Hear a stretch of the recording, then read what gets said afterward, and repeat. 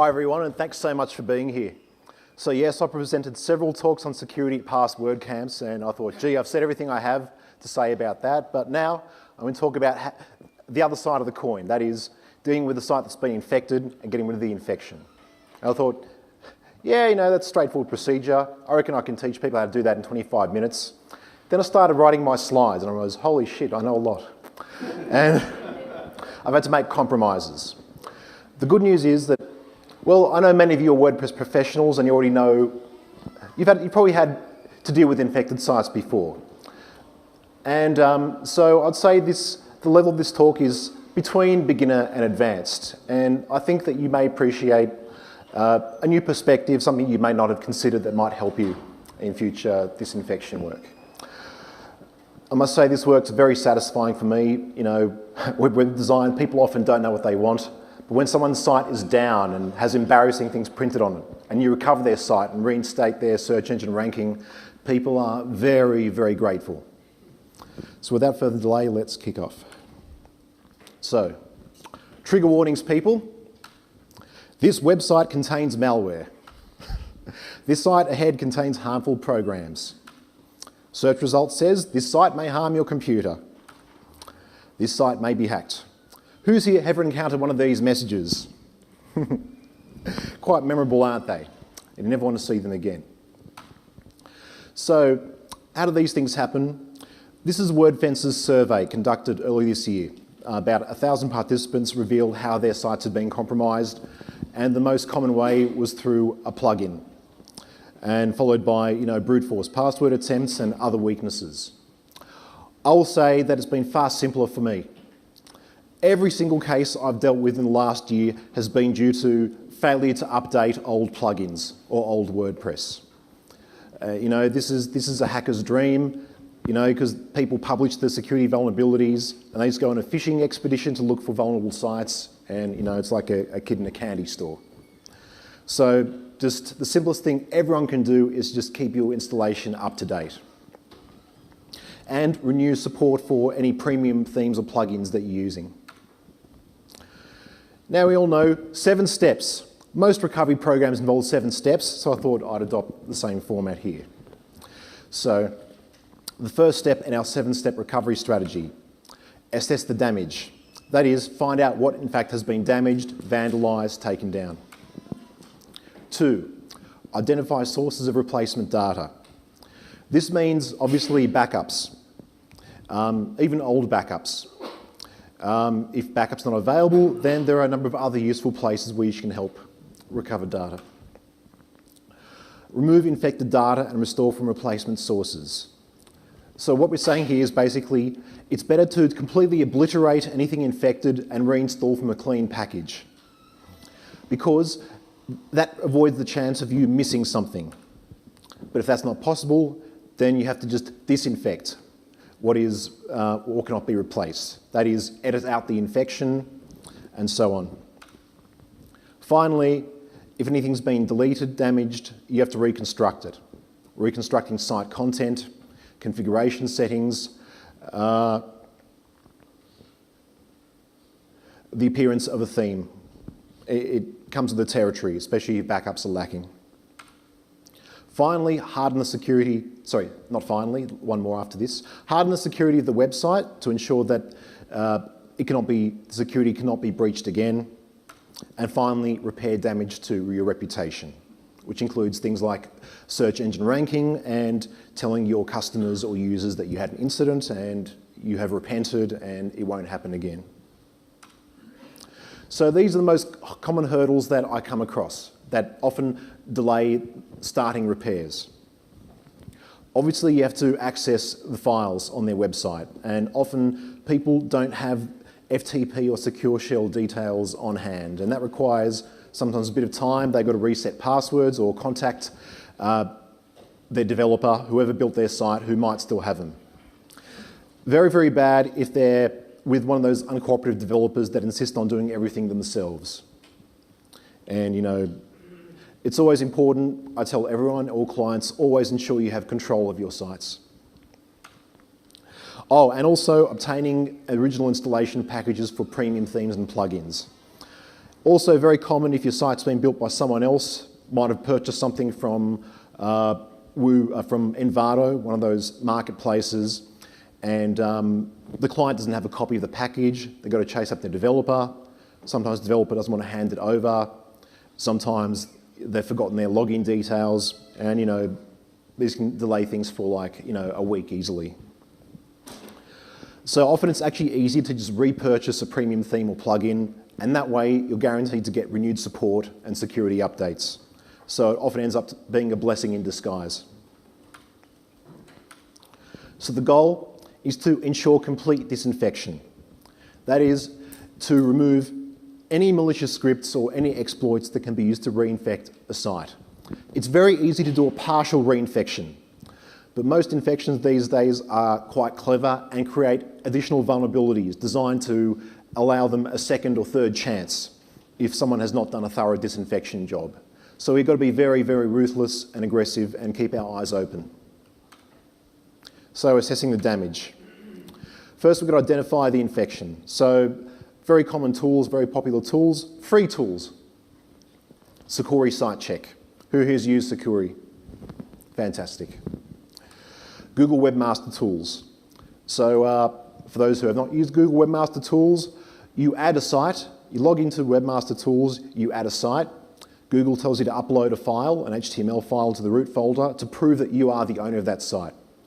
And then you can find out everything Google knows about your site, including any infections they've identified, and when you log in, it will just list them there.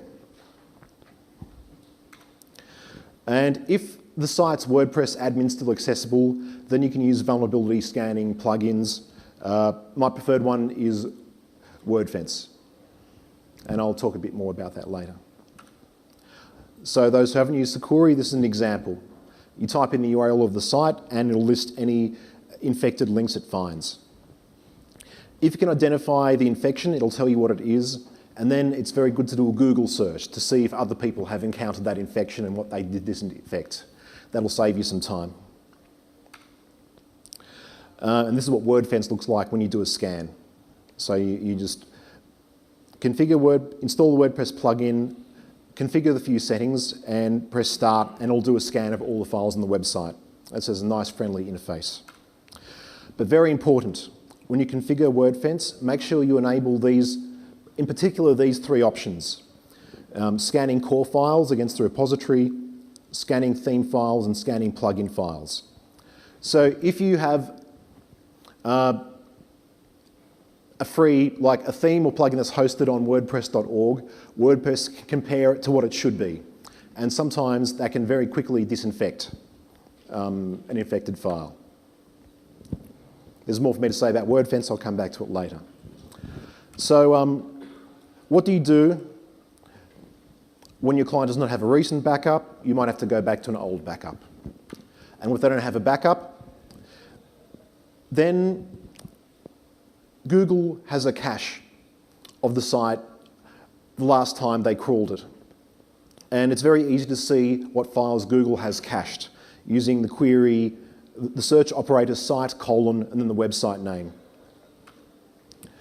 The second option is the Wayback Machine, which is another third-party site that takes snapshots of sites at various points throughout time. Usually it's not as up-to-date like Google, but it usually stores a lot more information than Google.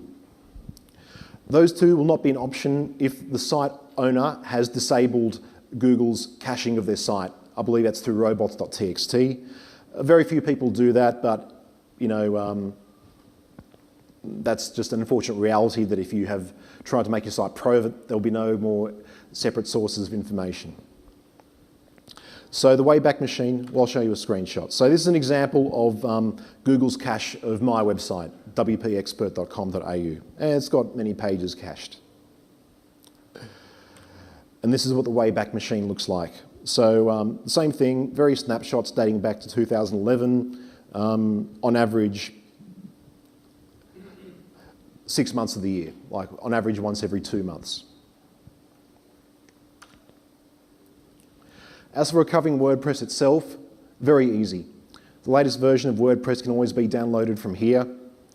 And if you want to restore an older version, For example, if the site has not been updated in a long time, it's possible that upgrading to the latest version could break something. So, or if you want to see how it's been infected, you might download the same old version and compare file differences to see exactly what has changed. So that's one reason why you might want to download an older version of WordPress. But generally, you should update WordPress to the latest version without delay to ensure you have all security fixes. Themes and plugins, WordPress.org. Increasing number of themes and plugins are hosted on GitHub, and you can find them there. Also, if you know the name of the plugin and the author, you can find their homepage and get it from there. Premium themes and plugins, I talked a bit about that earlier. Often clients can be forgetful and forget what happened when their site was made, so I ask them to do a search of their mailboxes for the plug installation packages. Sometimes they're sitting there as a zip file. They might have sent it to their developer, or the developer sent it to them. They might have login details for Envato or another marketplace. Sometimes even if you log into their hosting server, they've just been left there and are there for you to use for recovery purposes. So when I go about disinfecting, I prefer to use Secure Shell. Who here has not used Secure Shell to log into a web host? Okay. So Secure Shell lets you access a shell, a Unix shell on your hosting server, much like a command prompt under Windows. It's something that has to be explicitly enabled by your web host. Many enable it by default. Some require you to specifically request it from the support team or to use a button to enable it, say in cPanel or their own proprietary hosting control system. A few web hosts forbid it altogether because they just think it's a potential security hole, but more and more do provide some sort of access, though usually it's very tightly restricted in what commands you can run and which folders you can access. If you're using Windows, most people use Putty. It's a fantastic client, very small, free. I have no one's ever told me to use anything else, and I have seen no reason why. If you're using a Mac, there's a Secure Shell client built in. Same with Linux. So this is an example of a terminal window. So I've logged into my hosting server, and here I have the folder contents of a brand new WordPress installation over here. So why do we use SSH instead of, say, a plugin or a graphical tool? Well, when we do things on the server, we have local access to the files. So we don't have to upload and download files using FTP. Australia does not yet have fibre internet, and it looks like it won't have it for a long time. So that kind of time saved is very, very important. And also, it lets you run many, many useful Unix shell commands that help you quickly locate and repair damage to the site, and I'll talk a bit about those later. Also very important, many infections, if you go into your WordPress admin and your site is infected, you run the risk of triggering the infection. That is, triggering code within the infection to cause it to reinfect itself or recover itself. Doesn't always happen, but happens from time to time.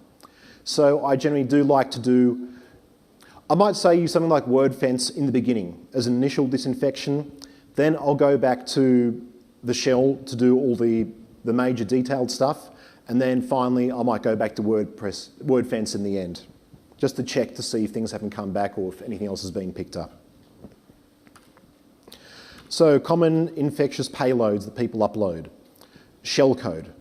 Shellcode basically means a backdoor. So it's something that allows the attacker to remotely control your website, transfer files, or even launch denial of service attacks against other people. And common signs of this are strangely named PHP files with obfuscated content. That is like a name that consists of random numbers or something that starts with a dot or something with a meaningless name like system.php, designed to make you think it belongs there. Other things you might see are JavaScript code to display, say, spam or other malicious payloads that are retrieved from other websites. Occasionally, people are running old browsers that might have weaknesses, and sometimes those can be triggered by malicious JavaScript. Oh, also very, very common, the hacker boasting about their achievements. Actually, this is a very, very good thing that they like to use a nickname, because you can find other people who've been hit by that nickname. Also, when you're searching for an infection, you can do a search for any unusual names they've called themselves. So, you know, if you're a hacker, no, I'm not going to give advice to hackers. But I think you guys read my mind. So obviously disinfection, it's not just, you know, a fire and forget process. You're going to have to take multiple steps, change multiple files, and there's always a chance that you might inadvertently make a mistake. So during the disinfection process, make frequent backups so that if you have to go back, you have that safe point to restore to. Very, very simple in a Unix shell, just do copy. -PA means preserve file permissions, A means all, copy everything. Alternatively, if disk space is at a premium, you might want to create a tar archive, which puts all the files in one big file and compresses that. So these WordPress files are often infected by malware. So in the root folder, you'll have wp-config, which is your main configuration file that has you know, the database details, database account and password, other settings. WP load, that's a script that is one of the first PHP scripts that loads whenever a WordPress page is loaded. So often you'll see some malicious code inserted into there. Anywhere with installation, htaccess, which is a configuration file for the web server, it's common for them to override the error handler, so that if someone accesses an invalid page, it'll trigger some malicious action to, you know, either reinfect or do something nefarious. Index.php. So index.php, most of the time, most index.phps in WordPress say something like silence is golden. They exist purely to prevent people from accessing a directory listing. A few are important, like index.php in theme folders and index.php in the root folder. Index.html, most of the time should not be there, but if it is, it should just be a blank file. Otherwise, WP content is most of the time where the infection is located, either in a theme or a plugin, or in the uploads folder. So yes, I talked about WordFence earlier. So WordFence is very good, but it often misses things. And if you're running a premium theme or plugin, its comparison functionality is of no use to you. So as mentioned, always follow up with the manual steps. Now, the first thing I do always when dealing with an infection is I replace WordPress's core files. So that includes WP includes, WP admin, and most of the WP.php files in the root folder. Why? Because these should never change. WordPress is designed so that everything dynamic should be in WP content. Anything and all other changes should be in WP config. The other folders should never be touched. Yes, it does happen if someone does what we call a hack job, tries to make a change to WordPress or doesn't want to write a plugin. Occasionally they might change something in those, but it's something you should never do, because otherwise when you update WordPress, any changes will be clobbered. So the idea is we simply move the WordPress core files to a separate folder, a quarantined folder, then we download a fresh copy of WordPress and move its core files into the infected website. So with this small step, we've immediately eliminated any possible infection in those locations.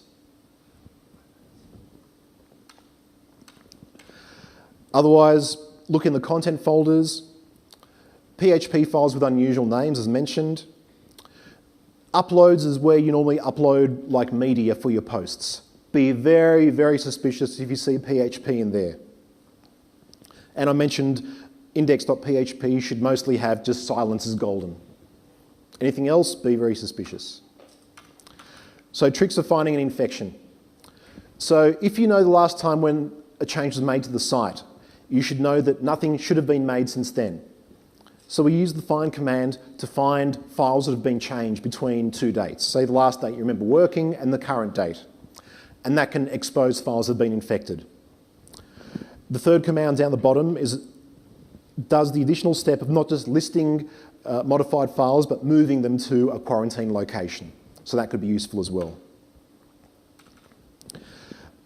Other trick is comparing site files with a good version. So we use the utility called diff, stands for difference. So you have a source folder or destination folder, and diff will tell you which lines and which files differ between each copy. So you might want to compare the current site with the previous backup, or you might want to compare the current theme folder with the themes installation package, or the same with the plugin. Very, very useful. Another way is searching files for signs of infections. So I mentioned obfuscated code. So there are 3 common PHP functions used in obfuscated code: base64 decode, gzinflate, and eval. If you do a search through all the files for these strings, that can indicate that there may be a malicious payload. Occasionally you find themes and plugins that have obfuscated code, but it's becoming a rarity because most people don't want their themes and plugins flagged as possible malware. Oh, this is something new I discovered. Infected widgets. So once a hacker put some JavaScript code, some funky JavaScript code in a widget. It took me a long time to find it because it was the last place I would have thought to look. So do look through your widgets to ensure that they have whatever you expect to have there. This one is a sophisticated topic, but I'll try and say something useful. So as mentioned, htaccess is a file that overrides the default Apache web server settings, and malware often overrides that behavior. If you want to recreate the htaccess file in the root folder, just delete it, and then go to Settings, Permalinks in WordPress admin and save it again, and it'll create a new one. If you're using a caching plugin like WordPress Total Cache or Super Cache, you may have to save its settings again to have it add its lines to that file. And this is an example of obfuscated PHP code. So as you can see, we have no idea what it does, but it has those common obfuscating functions down the bottom. There's many other ways to obfuscate, but this is just a common way. So I don't have to think. If I see something like that, it triggers the alarm immediately. Last resort. Okay, so let's say you're either not a technical person or just the infection's too aggressive, too mean. This is the fail-safe approach. Simply record all the installed plugins and themes used by the infected site through admin or by going to the plugins and themes folder. Export the site content using the WordPress exporter plugin. So that means exporting things like menus or posts or pages. So those you cannot carry viral payloads usually. So if you just create a new site, in the location of the old site, you can then re-import this and then reconfigure the site.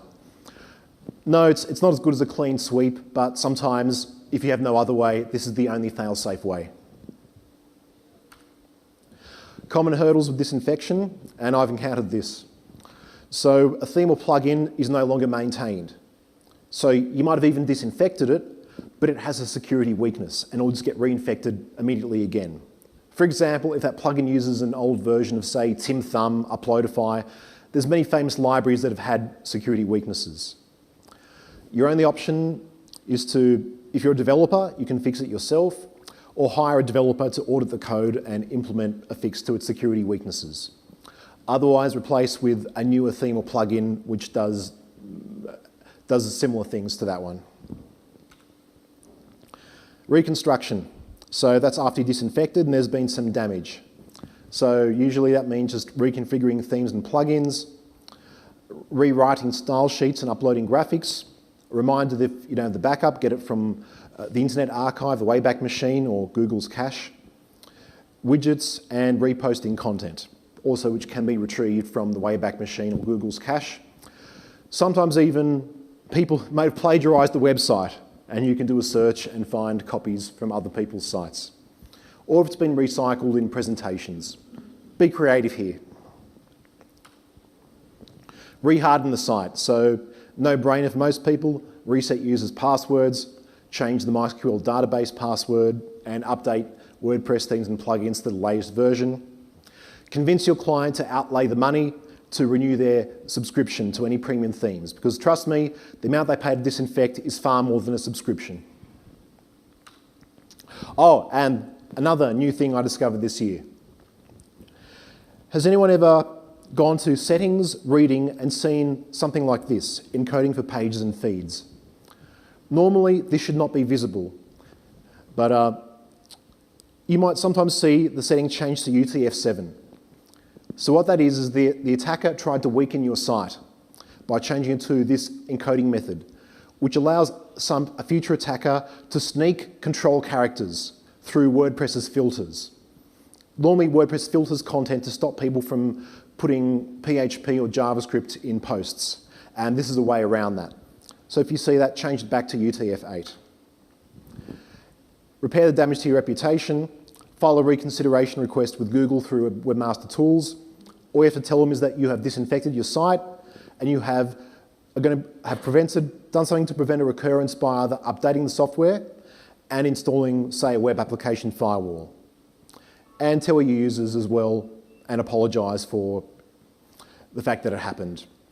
Most people know that most people are very forgiving as long as you're honest and upfront.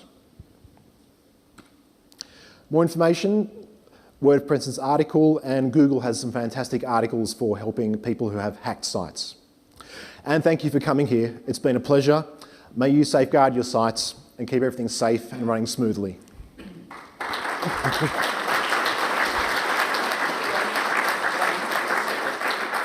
Great, thank you so much, Vlad. We have time for one quick question. If anyone wants to jump in? Oh, there's a couple. First dibs? Will be uploaded as soon as possible. Awesome. Go to my, on Twitter, Aussie WP Expert. I'll announce it there. Great. Any other kind of related questions? We'll go here. Vlad, will you be around afterwards to answer? I'll be again? around, definitely I'll be cool. around. So don't panic if you missed out on this one. You? Thank you. I like the blue screen, very scary too. So where should we go from there? Like my website has been hacked. And I know it's not the talk, but what should I do to prevent it next time? Okay, so over here you'll see slides from my previous security talks. The slides are old but good, meaning the advice is still valid. That Google article has advice, and there are many other articles, but these will point you in the right direction. In summary, the most important thing is update, web application firewall, and don't use silly default usernames.